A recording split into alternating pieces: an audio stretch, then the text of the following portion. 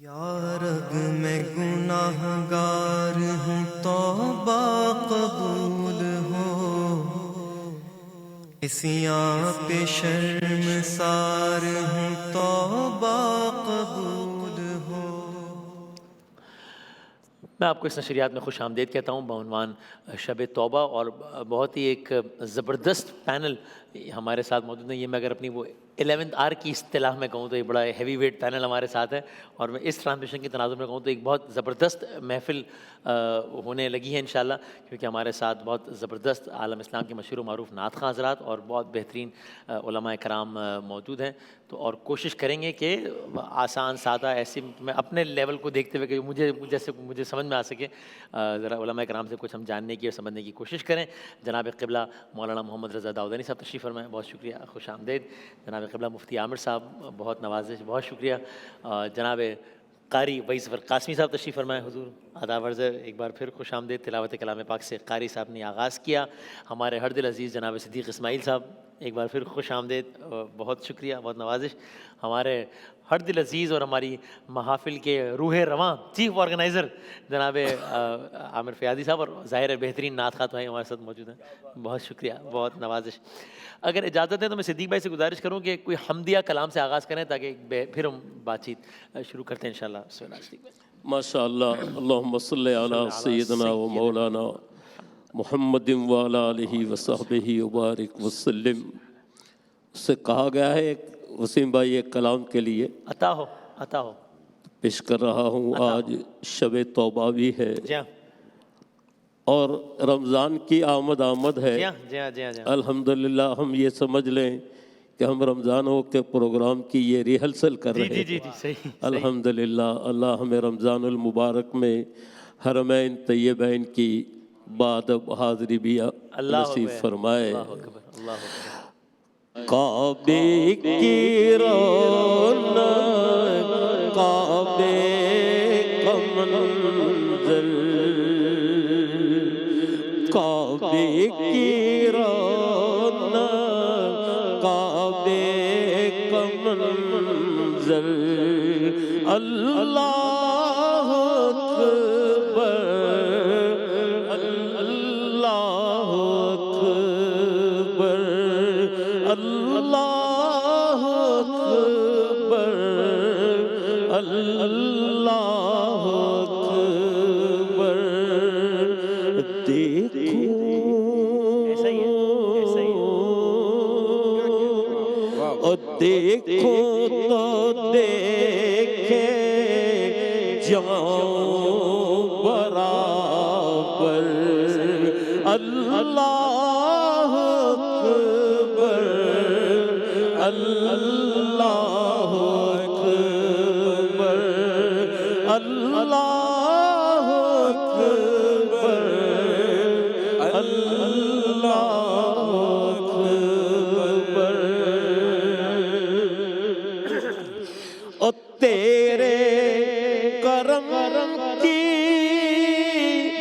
کیا بات مولا، تیرے حرم کی کیا بات مولا، تیرے حرم کی کیا بات مولا، تا عمر کر دے آنا مقدر، اللہ اکبر، اللہ اکبر، اللہ اکبر، اللہ اکبر۔ او بھیجا، ہائے ہائے، او بھیجا ہے جنت سے تجھ کو خدا نے، چوما ہے تجھ کو میرے مصطفیٰ مصطفیٰ نے چوما ہے تجھ کو میرے مصطفیٰ نے، ہے سنگے سود تیرا مقدر، اللہ اکبر اللہ اکبر اللہ اکبر اللہ اکبر۔ اور دیکھا اور دیکھا صفا اور مروہ بھی دیکھا، رب کے کرم کا جلوہ بھی دیکھا۔ قرآن پاک میں ارشاد ہے جی جی جی، ان الصفا والمروہ من شعائر اللہ۔ ہائے ہائے، اللہ اکبر۔ ایک ماں بچے کی پیاس بجھانے کے لیے صفا اور مروہ کے 7 چکر لگائے، اللہ کو وہ ادا ایسی پسند آ گئی کہ اپنی عبادت کا حصہ بنا دیا کیا بات، کہ کوئی صفا کوئی عمرہ کرے، کوئی حج کرے اور صفا مروہ کے 7 چکر نہ لگائے تو اس کا یہ عمل مکمل نہیں ہوگا۔ اللہ کو یہ ادا ایسی پسند آ گئی۔ اور دیکھا صفا اور مروہ بھی دیکھا، رب کے کرم کا جلوہ بھی دیکھا، اور رب کے کرم کا جلوہ بھی دیکھا۔ ارے دیکھا دیکھا وہاں ایک سروں کا سمندر، اللہ اکبر اللہ اکبر۔ کعبے کی رونق، کعبے کا منظر، اللہ اکبر اللہ اکبر۔ سبحان اللہ سبحان اللہ، کیا کہنا ہے بھائی، سبحان اللہ، کیا کہنا ہے، کیا کہنا ہے، سبحان اللہ۔ اچھا قبلہ رضا داؤدی صاحب، میں نے ذرا کسی اور موضوع سے آغاز کرنا تھا، لیکن یہ کچھ اشعار جو ہے بالکل وہاں لے گئے، صحن کعبہ میں لے گئے، خانہ خدا میں لے گئے، تو میرا جی چاہتا ہے کہ میں وہیں سے شروع کروں۔ الحمدللہ مجھے رضا بھائی سے ہمیں صحن کعبہ میں ملاقات کا شرف حاصل ہوا ہے ہمیں، الحمدللہ۔ اور مطلب خیر مجھ سے میں تو کیا کہوں، لیکن یہ کہ انسان ہر جگہ نماز پڑھتا ہے، لیکن خانہ خدا کے سامنے 2 رکعت نماز پڑھنے کا جو مزہ ہے وہ الگ، اس کا کوئی میچ ہی نہیں ہے دنیا میں، اس کا کوئی پیرلل ہی نہیں ہے، اس کا کوئی موازنہ ہی نہیں ہے۔ تو چلو میں آغاز میں یہ چاہوں گا، اگر کیونکہ ظاہر ہے میرا تو یہ منصب نہیں ہے، آپ اگر کہ اب تو یعنی دیگر حوالوں سے بھی جو سفری پابندیاں ہیں یا ریسٹرکشنز ہیں، ویزا ریسٹرکشنز ہیں، وہ یعنی اب آج سے 4 سال پہلے کی نسبت یہ جو ٹریولنگ ہے یہ بھی بڑی آسان ہے اس نئے دور میں۔ تو اگر آپ ابتدا میں کچھ یہ اس بارے میں فرما سکیں کہ ذرا ہم جیسے لوگوں کے دلوں میں ذرا یہ ترغیب ہو کہ اس چیز کو بھی جو ہے وہ اپنے شیڈیول میں رکھنا بڑا ضروری ہے کسی نہ کسی عنوان سے۔ بسم اللہ الرحمن الرحیم۔ ظاہر ہے کہ شعبان معظم کی اور خاص طور پر نیمہ شعبان کی مبارکباد، ہدیہ تبریک و تہنیت، اور اس کے ساتھ ہی میں یہ گزارش کرنا چاہوں گا کہ انسان فقط اتنا سوچے کہ وہ قبلہ کے جس کو قبلہ سمجھتے ہوئے مانتے ہوئے زندگی بھر نماز پڑھی ہے، صحیح ہے، رخ اس کی طرف ہے مگر وہ نگاہوں کے سامنے نہیں ہے، تب بھی وہ دل سے کتنا قریب ہے کہ انسان قبلے کا نام سنتا ہے تو اس کا دل جھک جاتا ہے اور آنکھیں اس کی اشکبار ہو جاتی ہیں۔ تو آپ ذرا سوچئے کہ اگر کبھی یہ موقع آ جائے کہ زندگی بھر جس قبلے کی طرف رک کر کے میں نماز پڑھ رہا تھا وہی قبلہ واقعاً میری آنکھوں کے سامنے ہے، اور یہ وہ جگہ ہے کہ جس کے بارے میں پروردگار عالم یہ کہہ رہا ہے کہ ان اول بیت وضع للناس للذی ببکہ، پہلا گھر جو بنایا گیا انسانوں کے لیے وہ وہی ہے جو مکہ کے اندر ہے. مکہ ہی کا ایک نام بکہ بھی ہے. تو آپ اندازہ کیجئے مکہ کے اندر مکان بنایا گیا انسانوں کے لیے، ہے کس کا مکان؟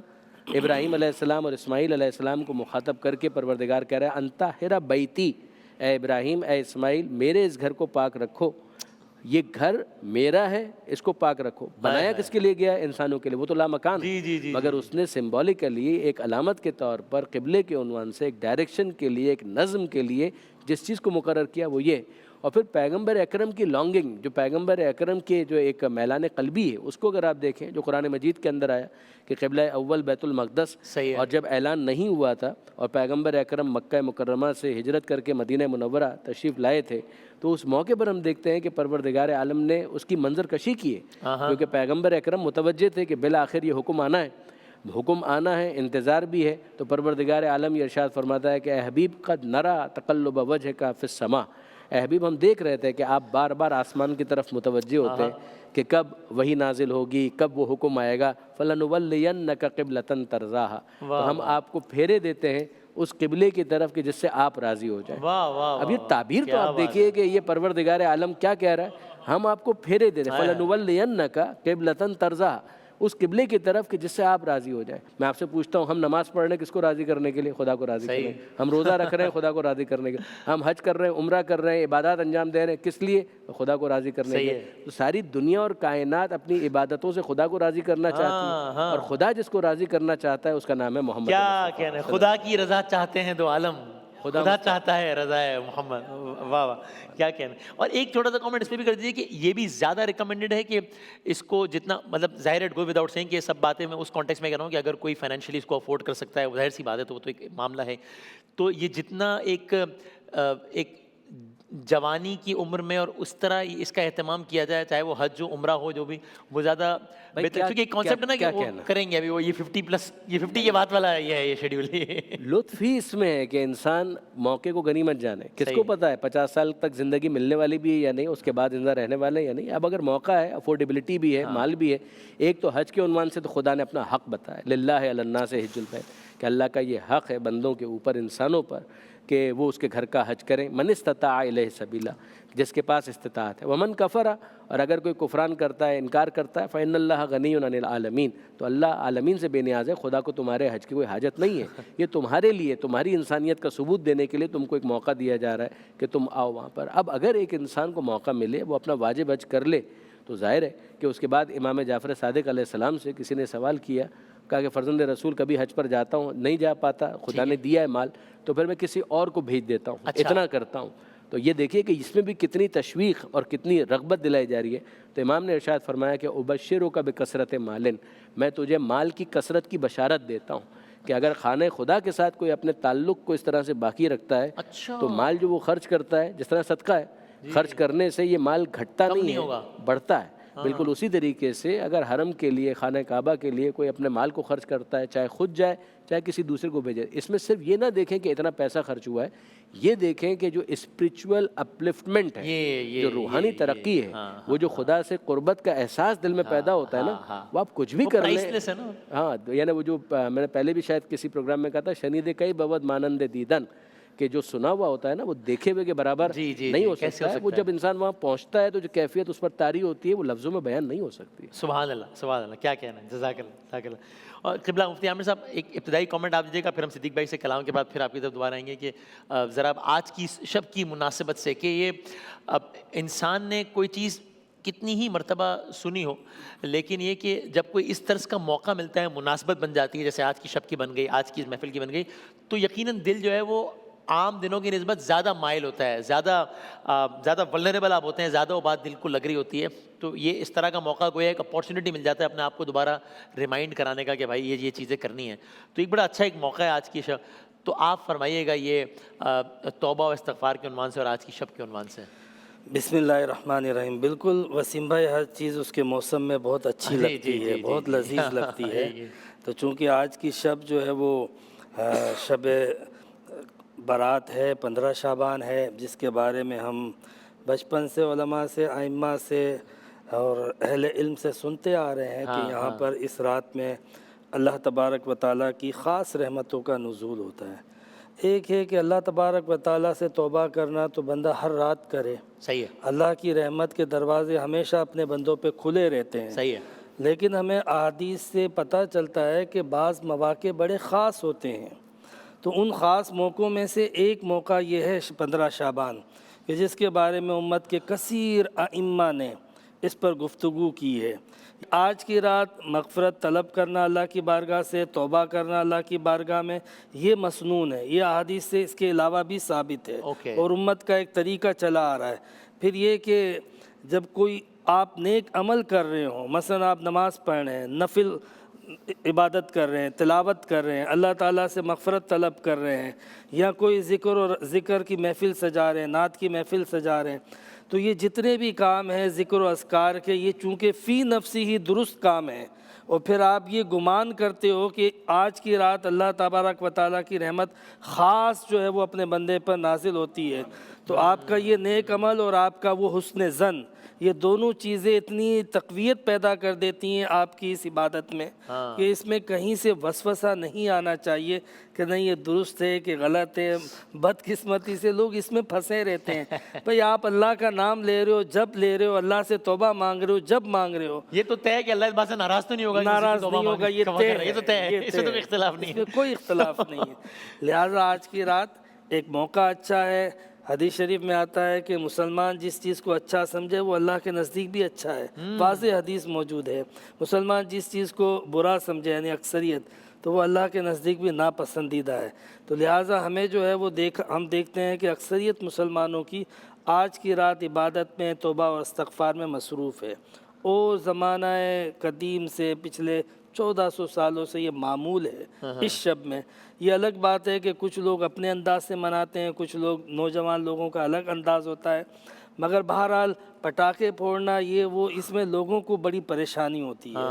آپ اگر کوئی کام کرے کم سے کم کبھی بھی دوسروں کو تکلیف نہ دے۔ صحیح ہے۔ ہمارے نوجوان جو ہوتے ہیں نا وہ ایسا شغل نکالتے ہیں کہ جس سے ان کی ایک اچھی انٹرٹینمنٹ ہو جائے، لیکن دوسروں کو جو تکلیف ہوتی ہے پھر اس رات کی برکت سے محروم ہو جاتے ہیں۔ تو ہمیں جو ہے وہ اس طرح کی ایکٹیویٹیز نوجوانوں کو ویسے بھی ایک چاہیے۔ سنجیدہ سوال پوچھا میں واقعی آؤٹ آف کیوریوسٹی کہ اس کے بارے میں کچھ ہے نا کہ یعنی یہ والی روش، یہ اس کا کیا بیک گراؤنڈ ہے، یہ کب سے آ گئی ہے 15 شعبان کا، اور یہ اس کا یہ پٹاخوں کا یہ کہاں سے یہ دلاور فگار کا وہ شعر ہے نا، یہ مانا کہ پورا مسلمان تو نہیں، جی جی جی دین سے مگر رشتہ تو جوڑ سکتا ہوں، نماز روزہ حج زکوٰۃ کچھ نہ صحیح، شب بارات ایک پٹاخہ تو پھوڑ سکتا ہوں۔ تو وہ معاملہ کچھ اسی طرح کا جیسے مفتی صاحب نے ارشاد فرمایا۔ نوجوانوں کو، یوتھ کو، جنریشن کو، بلکہ والدین کو بھی چاہیے کہ وہ اس طرح کے کم سے کم پٹاخے نہ دیں نا۔ آپ دیکھیں یہ رات ہے آگ سے نجات کی، آپ آگ لا کے دے رہے ہو خود، آپ کو آگ سے نجات حاصل کرنی تھی۔ صحیح ہے، صحیح ٹھیک۔ اور یہ شب برات کے عنوان سے کہہ دیا، ویسے عام طور پر بھی کوئی بھی ایسا عمل، اب وہ پتہ نہیں اس سے کیا پلیجر ملتا ہے، ایسے کہ وہ بائک کا سائلنسر نکال کے بائک چلانی ہے، اور تاکہ وہ اطراف کے 1800 کلومیٹر تک پتہ لگے کہ ایک آدمی بائک چلا رہا ہے۔ دیکھیں یہ بھی اسی ڈیفینیشن میں میں یہ پیغام دیتا ہوں کہ آپ ایسا عمل کرنا چاہتے ہو نا جس سے آپ لوگوں میں مشہور ہو جائیں، ہائی لائٹ ہو جائے، تو ہمارے بزرگوں نے، ہمارے جو ہے وہ پاکستان کے ہیروز نے ایسے کام کیے ہیں کہ پوری دنیا ان کے یوم پر ان کا ذکر کرتی ہے۔ آپ وہ کام کرو، یہ کام کر کے اپنے آپ کو ہائی لائٹ مت کرو۔ صحیح ہے، ٹھیک ہے، ٹھیک ہے۔ صدیق بھائی ذرا ہمیں کوئی کلام سنائیں، پھر ہم بات آگے بڑھاتے ہیں انشاءاللہ۔ ماشاءاللہ ہمارے دونوں علماء کرام نے ایک بات کی طرف بڑی توجہ دلائی کہ شب برات کو ہمارے نوجوان اور بچے پتہ نہیں آتش بازی میں کن کن کاموں میں مصروف ہوتے ہیں، تو اچھا ہوا یہ ماشاءاللہ آپ نے ترغیب دلائی۔ ایک کلام پیش کر رہا ہوں، ہمارے عامر فیاضی صاحب نے ہمارے برخوردار ہیں، اور آج کی شب کی مناسبت سے انہوں نے مجھے عطا ہو فرمایا ہے، تو انشاءاللہ میں پیش کر رہا ہوں۔ عطا ہو۔ صلی اللہ علیہ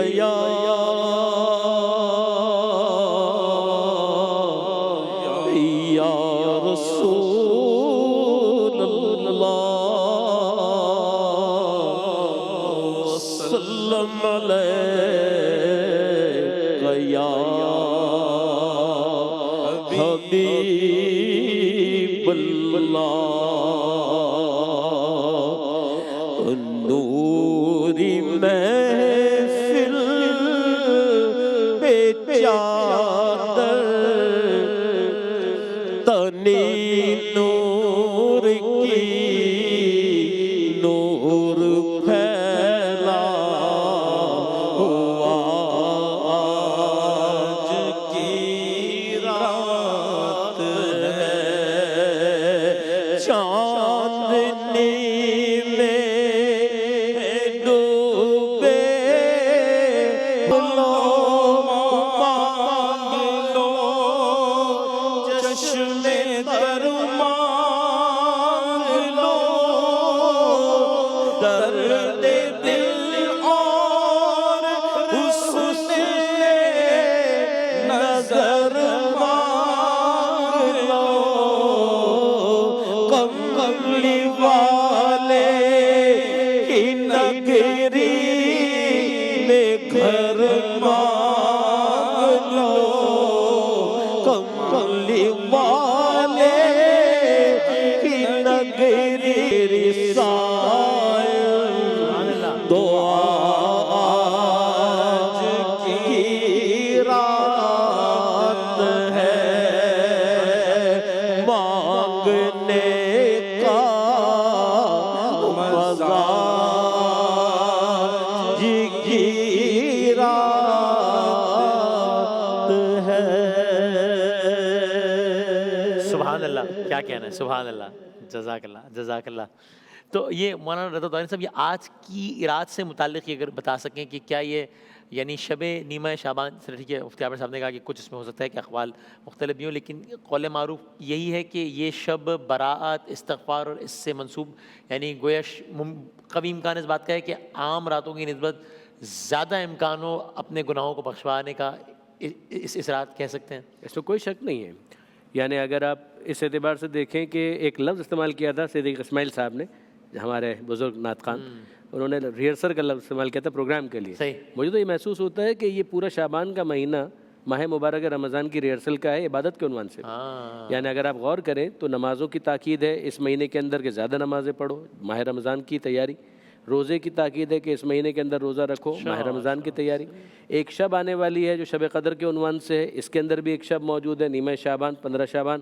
اگر آپ غور کریں محسوس ہوتا ہے اچھا اس مہینے کو کہا گیا کہ یہ خدا کا مہینہ، ماہ رمضان کو کہا گیا خدا کا مہینہ، اس مہینے کو یہ کہا گیا کہ یہ پیغمبر اکرم کا مہینہ ہے صلی اللہ علیہ وآلہ وسلم۔ تو جس طرح مکان میں مدینہ، شہر رسول ہے، اسی طریقے سے ماہ میں، مہینوں کے اندر یہ مہینہ پیغمبر اکرم کا مہینہ ہے۔ اور پھر اس کے بعد آپ مزید اگر دیکھیں تو اس مہینے کے اندر پیغمبر اکرم صلی اللہ علیہ وآلہ وسلم کا ایک حدیث ہمارے پاس ہے کہ جس کے اندر منادی کو حکم دیا گیا کہ شہر میں جا کر منادی کرو، ندا دو، سب سے یہ کہو، صحابہ کرام کو مخاطب کر کے، کہ سب سے یہ کہا جائے کہ جناب پیغمبر اکرم نے یہ ارشاد فرمایا ہے کہ سنو کہ یہ میرا مہینہ ہے، اور اس مہینے میں رحمت خاص پروردگار عالم کی اسے حاصل ہوگی جو میری مدد کرے گا۔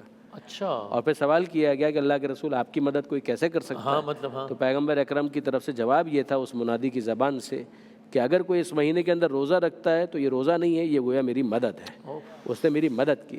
اور مولا کائنات کا جملہ ہے مولا امیر المومنین حضرت علی علیہ السلام کا، وہ فرماتے ہیں کہ جب سے میں نے پیغمبر اکرم کا یہ ارشاد مجھ تک پہنچا ہے، ممکن نہیں ہے کہ ماہ شعبان آ جائے اور کوئی ایک روزہ بھی میرا شعبان کا قضا ہو۔ اب آپ غور کیجئے کہ یعنی یہ اہتمام ہے۔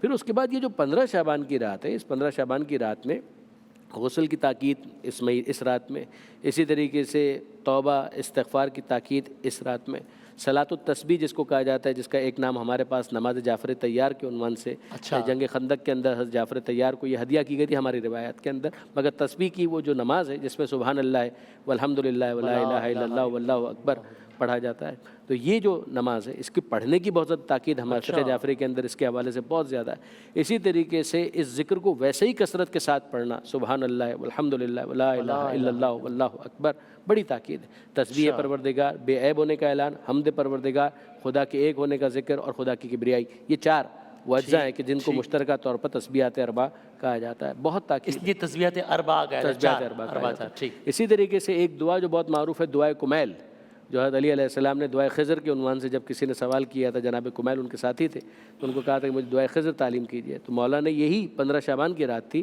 کہ جس میں دعائے کمیل ان کو تعلیم کی تھی، اور اس میں کیا الفاظ ہیں کیا اس کے مطالب ہیں توحید اور پروردگار عالم سے مناجات، یا سریع الرضا اغفر لمن لا یملک الا الدعاء وصلاحہ البکا، اے پروردگار اے بہت جلد راضی ہو جانے والے، یہ انداز تو آپ دیکھیں، اے بہت جلد راضی ہو جانے والے، اغفر اس کی مغفرت فرما، لمن لا یملک الا الدعاء جس کے پاس دعا کے سوا کیا خزانہ، کوئی ملکیت نہیں ہے، وصلاحہ البکا اور اس کا کل اسلحہ یہ ہے کہ وہ تیری بارگاہ میں بکا کر رہا ہے، فریاد کر رہا ہے، اور پھر اس کے بعد کہ کم من ثناء جمیل لست علی لہ نشرتا، ہے پروردگار کتنی ایسی اچھی باتیں ہیں جو تو نے ہمارے بارے میں مشہور کر دی، ہم تو اس کے اہل بھی نہیں تھے۔ تو یہ وہ انداز ہے کہ جو سکھایا گیا وہ اس رات کے اندر ہی مولا نے سکھایا، اور بہت ساری باتیں ہیں جو اس رات کے حوالے سے۔ اور مفتی عامر صاحب، اب ایک سوال ہوتا ہے ذہن میں آتا ہے کہ دعا کا کون سا انداز بہتر ہے؟ کہ ایک یہ کہ ہم کچھ جو دعائیں تعلیم کی گئی ہیں ان کی تکرار کریں، ظاہر ہے وہ عربی زبان میں ہوں گی، جس میں سے زیادہ تر یہ امکان ہے کہ اس میں سے کچھ ہی سا شاید سمجھ آئے، ورنہ اگر ترجمے کے بغیر پڑھیں گے اگر تو سمجھ میں شاید نہیں آنا ہے، اور کچھ یہ کہ میں بات کر رہا ہوں اپنی مادری زبان میں۔ اب یہ دونوں میں بیلنس ہونا چاہیے یا کسی ایک کا ریشو زیادہ ہونا چاہیے، یا کیا طریقہ کار آئیڈیل ہے؟ دعا کے حوالے سے وسیم بھائی یہ ہے کہ جس طریقے سے انبیاء کرام نے، بالخصوص نبی کریم علیہ السلام نے اللہ تعالیٰ سے دعا مانگی، ہاں، اس میں ہمیں یہ دونوں پہلو نظر آتے ہیں۔ اچھا یعنی جب ہم نبی کریم علیہ السلام کی سنت کو فالو کرتے ہیں تو وہ نبی کا طریقہ یا نبی کے الفاظ، اس کی برکت، اور پھر جب ہم سنت کو فالو کرتے ہیں تو نبی کریم علیہ السلام نے اپنی زبان میں دعا مانگی ہے تو آپ کو بھی اپنی زبان میں دعا مانگنا سنت، اپنی زبان میں مانگنے میں ذرا تکلف کم ہو جاتے ہیں۔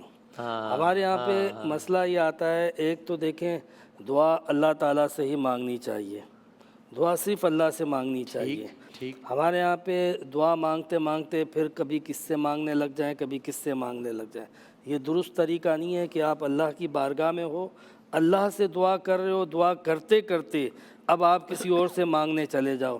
کسی اور سے تو ویسے بھی مانگنا درست نہیں تھا، اور جب اللہ کی بارگاہ میں آپ ہوتے ہیں تو پھر اس وقت التفات جو ہے وہ کرنا کسی اور طرف، یہ بالکل غلط ہو جاتا ہے۔ تو سب سے بنیادی چیز یہ ہوتی ہے، اللہ تعالیٰ فرماتا ہے کہ تم مجھ سے مانگو میں عطا کروں گا۔ صحیح ہے۔ اجیب دعوت الداعی اذا دعان، جب پکارنے والا مجھے پکارتا ہے تو میں اس کو جواب دیتا ہوں۔ اسی طریقے سے اللہ رب العزت یہ بھی کہتا ہے کہ وَإِذَا سَأَلَكَ عِبَادِي أَنِّي فَإِنِّي قریب، میرا بندہ جب مجھے پکارتا ہے تو میں اس کے قریب ہوتا ہوں۔ ایسا نہیں ہے کہ آپ کسی کے مدد کے لیے پکارے تو پتہ چلا کہ فون اٹھا ہی نہیں رہا ہے، اور فون اٹھا لیا تو کہا یار ابھی تو میں آؤٹ آف اسٹیشن ہوں، ابھی میں ادھر ہوں ادھر ہوں۔ مطلب کوئی مصیبت میں کسی کے اتنی آسانی سے کام نہیں آتا، سب سے پہلے یہی آرگیومنٹ آتے ہیں۔ صحیح ہے۔ اللہ تعالیٰ کہہ رہا ہے میں قریب ہوں، تم مجھے پکارو، جب مشکل ہے مجھے پکارو، میں قریب ہوں، میں دور نہیں ہوں۔ اور پھر اللہ تعالیٰ کہتا ہے کہ تم بس میری طرف بڑھو ایک قدم، میں 10 قدم آؤں گا۔ تم جو ہے وہ چل کے آؤ گے، میں دوڑ کے آؤں گا۔ تو جس رب کی یہ شان ہو، اس رب سے ہمیں بے تکلف ہو کے، بے فکر ہو کے مانگنا چاہیے۔ مانگنے کی رات میں بھی مانگنا چاہیے، شب برات جیسی راتوں میں، اور عام راتوں میں بھی، خاص طور پہ اس امت کو، اس قوم کو، پاکستان کو اس وقت جن مراحل سے گزر رہا ہے، آپ کو پتہ ہے کہ جن حالات سے دو چار ہے، اللہ تبارک و تعالیٰ اس ملک کی حفاظت فرمائے، اللہ تبارک و تعالیٰ اس ملک کو استحکام عطا کرے۔ پاکستان کی عوام کو، قوم کو اپنے گناہوں کی معافی مانگنے کی ضرورت ہے کہ شاید یہ ہماری بدعمالیوں کا نتیجہ ہے جن حالات سے ہم گزر رہے ہیں۔ تو آپ یہ کہہ رہے ہیں کہ یعنی دونوں انداز ہی دعاؤں کے ایک بیلنس ہونا چاہیے، دونوں ہی آپ نے دونوں اہم پوائنٹس اٹھائے تھے کہ اپنی زبان میں تاکہ تکلف نہ رہے، اور پیغمبر علیہ السلام کے الفاظ تاکہ اس کی برکت اپنی تاثیر ہے۔ بالکل صحیح، بالکل۔ صدیق بھائی آپ سے ذرا کلام سنیں گے، پھر ہم بریک کے بعد انشاءاللہ قاری صاحب۔